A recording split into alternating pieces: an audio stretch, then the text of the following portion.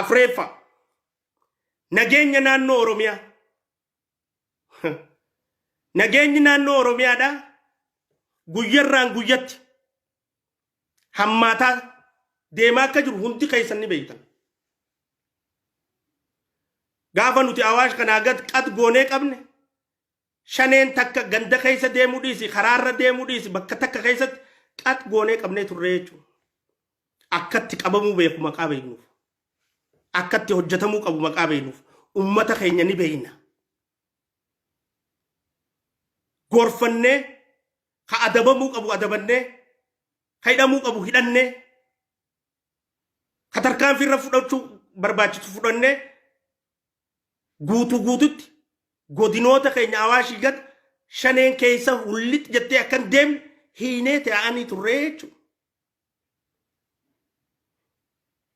Shaneen lixa Wallaggaa qofatti ummata keenya ajjeesuudhaan araraasuun hoggantoota ajjeesuun caasaa ajjeesuun ummata Oromoo ajjeesuun gidiraa agarsiisaa turte. Akkamiin deemaa dhuftee hanga Amboo jala dheeyxee raajiidhaa jechuudha. Hanga Kaambii banattee leenji'uudha. Hin dhagayamu. Quban qabanii maaf callisan. Amma inumaa kunoo godinoota hunda keessa deemaa jirti jechuudha. Babal'attee nageenya ummataa booroysitee hoggansi nageenya ummataa kabachiisuu hin dandeenye hoggansi diina ummata ajjeesu qe'ee ummataa keessaa hambisuu hin dandeenye hoggansi tikaa fi nageenya ummataadhaa faana bu'ee hordofee mirkaneessuu hin dandeenye rakkoodhaa jechuudha. Soo shaneen duraana gara tokko qofatti iddee hafte akkamiin Guujitti babal'atte akkamiin Shawaa Lixaatti babal'atte Shawaa Bahaatti babal'atte akkamiin Asaboo keessatti ajjechaan deemaa jirti lolli deemaa jira arra informaationa tokkoon qabnaa jechuudha. Ragaadhaaf ammaas hunda isaaniitiif teekistiidhaan waatsaappiidhaan teelegiraamaan maaliin tanaatu bakka tana jira shanee kanaa bakka kanaa jira maaltu bakka kana jira odeeffannoo takkaan kannaafi turre jechuudha. Faana jirraa malee deebisaan biraan jirtu qaamaan itti himne barruun itti himne wanni nuti godhin jirtu jechuudha. Hanga amma ummanni nageenya dhabee lolli deemu humni addaa kun bar ijoollee qeerooti duuti isaanii nu laaleessa. Poolisni bar ijoollee Oromooti duuti isaanii nu laaleessa. Maaf ajjeefaman isaan kun guyyarraa guyyatti? Maaf shaneen akkanatti magaalaa keessa babal'atti? Nageenyi Oromiyaa yaachisaa keessa jiraami? Namni kafadhe meeshaa gurguddoo girnoof baazuqaa meeshaan ga xayyaaraan dha'u taatu qabatee gaara keessa seenee jiraami? Tawallaa dirree dhawaatti dhiyootana taate hunda quba qabdanii jechuudha. Saniifuu warshaa shanee bobaa jala qabattee hoomishtee hidhachiiftee daandii garsiiftee miliisitee gaara hunda keessatti akka wal hortu taasisu jiruutu mataa keessa jira jechuudha. Yoo mataan hin jallatin miilli hin jallatu. Manni abba fakkaata. Manni abba fakkaata. Tun ijoollee dhiyootana nageenya irrattii fi tika irrattii fi maal irratti muuddamte ilaallatu. Ilaallatu ijoollee nama godinarraa shanee ari'aa baatee dhuftee asitti muuddamte tana ilaallatu ijoollee.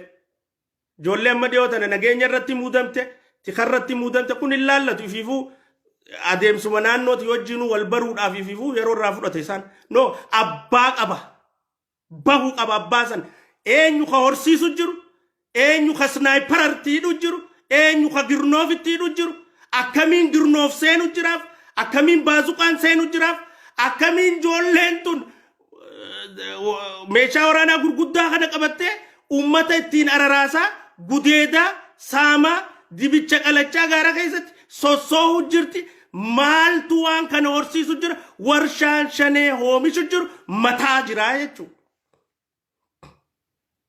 Mataarra jira.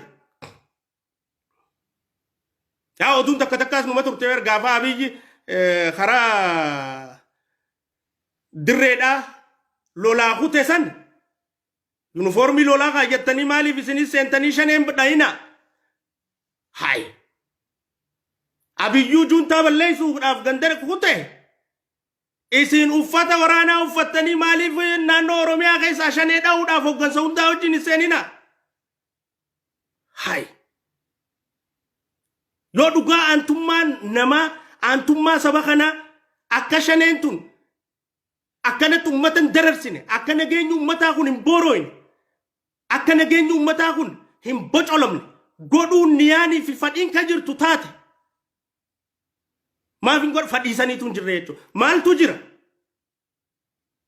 bishaan malaan waadanii beeka fayyaaleensi dubbiin hin galleef guutuudha ilaa arraa daandii janneerraa takkaa meeneen beeynu injifachaas geenya wakuma hin injifannetti hin kaanu nuti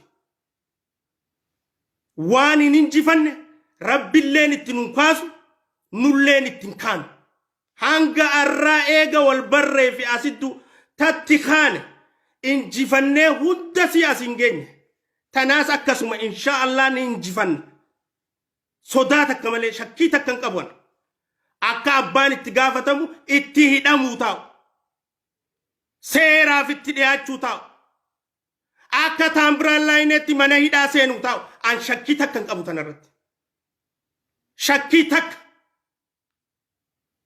maaliif dubbiin laalee harkaa jechuudha Juwaar Mahammadiin karaan ati irra deemtu kun qaallittii si geesseeti abdiilee wajjin kaartaa si taphachiisaa taa'ii gurbaa jeen itti ka'aa ture jechuudha kunoo achi jira warri gaafas isa deeggaraa ture arra isaa achiin agadhiisaaf iyyuu jira osoo nu wajjin itti ka'anii gurbaan kun ni dhaabbataa jechuu gaafas warri imma fuula bitachuuf hogganarraa takkaayis waa barbaadaaf fuulaaf isaanii wajjin boru arkuuf teessan bi'iznillaahi ta'ala maaliif dhuga qabannee yaa'u jirra haqa qabannee yaa'u jirra takka maqaballeessan barbaanne eenyu balleessina kunis qaama keenyaa hatti dubbachuu jirru kunis qaama keenyaa ban hoggansa keenya isa nurra beeytan moo isaan nurra beeytan isaaniin nurra isin beekamoo nuufi isaanii wal beekami hay saniifu shaneen akkana guutuu Oromiyaa keessatti bakka duraan seenteen beeyne hunda seentee babal'achuun caasaan isii mataa keessa jiraachuudha nama agarsiisaa jechuudha nama ija halaalatti qabuuf nama ijji isaa halaala waa agartuuf ijji ta'ee halaala waa sin garre kamuu taan firraa guuran